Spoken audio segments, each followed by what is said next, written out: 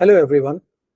I want to bring up a very interesting topic today, wherein I want to explore from my personal experience and examples as to how can a coachee make sure that coaching is working for him or her, right? Many leaders enroll into the coaching process, follow the coaching process, do the meetings with their coaches.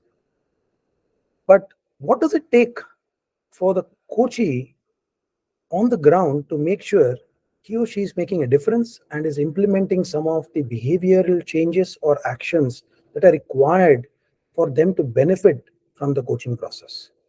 And this is a sticky subject because this would mean somebody has to share what he or she is actually doing. And as a coach, I cannot share what my coaches are doing, but I can definitely share what I did or did not do when I was going through my coaching journey as a coachee with my coach. And for this, I'll have to share a very short story, uh, which would hopefully help you understand what it actually takes. When I started my own coaching journey as a coachee, I was in complete denial, to an extent in disagreement with some of the developmental feedback that I was handed down.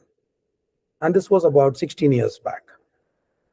And for the first few meetings and sessions when I was trying to evolve my own coaching goals with my coach, I probably must have made it very hard for my coach at the time by constantly challenging the feedback, pushing back on the feedback, and actually saying that there is no problem with me.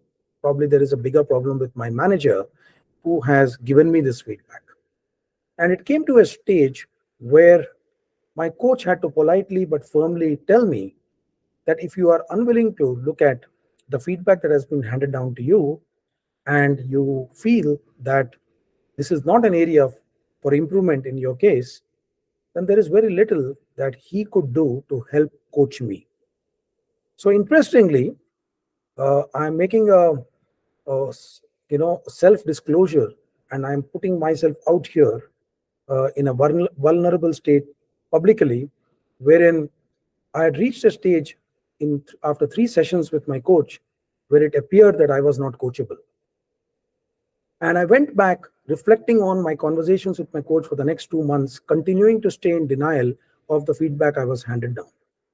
Till it eventually occurred to me that my situation wasn't changing because it was not because others had to change, but it is because the way I was responding to the situations that I was encountering had not changed. And there was something that I had to do. And the only thing I could do is I cannot change the situation that I was in, but I could change the way I respond to the situation that I was in.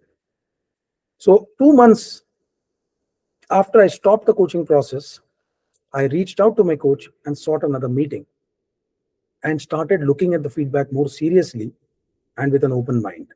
And when I actually started looking at that feedback and the action plan that I had to do thereafter, it required me to substantially change rather, a lot of my behaviors and the way I was responding to situations that I was encountering.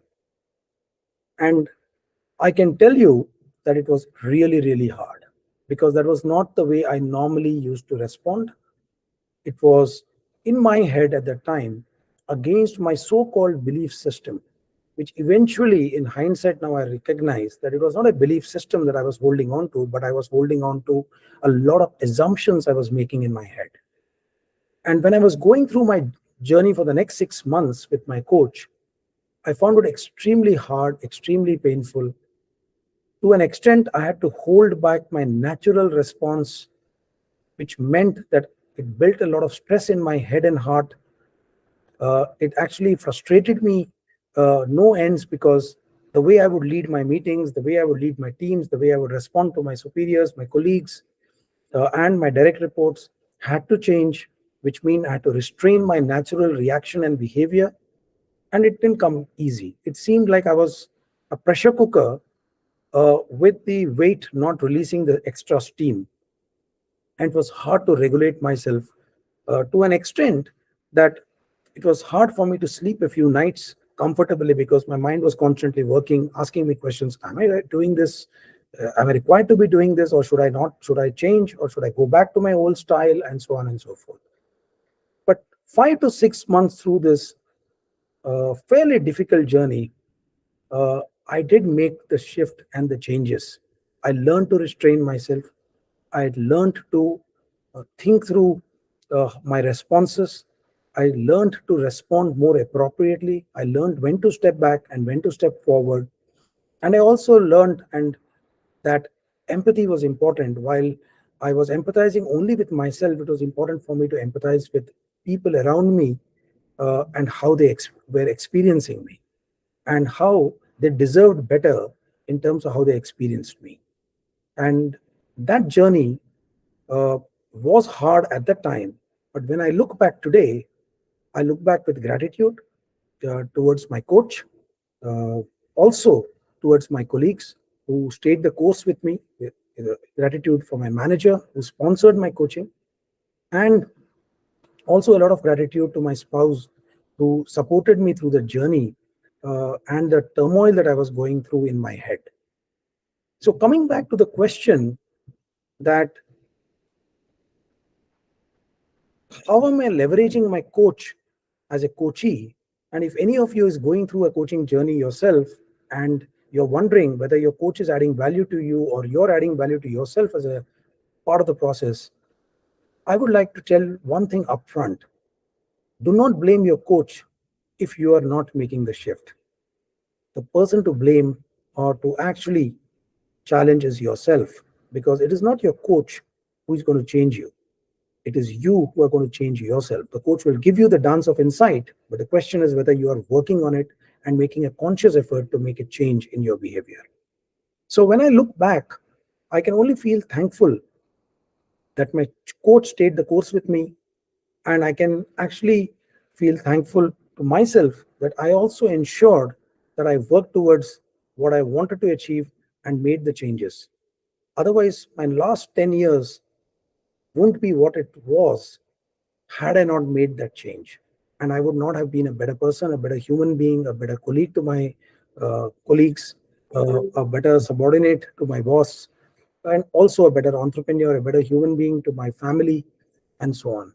So, when you look at coaching and the value from coaching, I would urge anyone listening to this video and anyone who is going through the coaching journey to take the deep sense of ownership in this beautiful process of change and work on oneself, because this is an opportunity that you would regret if you miss. I hope sharing in a vulnerable fashion my own journey would help a few of you think through whether you're actually trying to get the maximum benefit you can from a process like coaching. Thank you very much.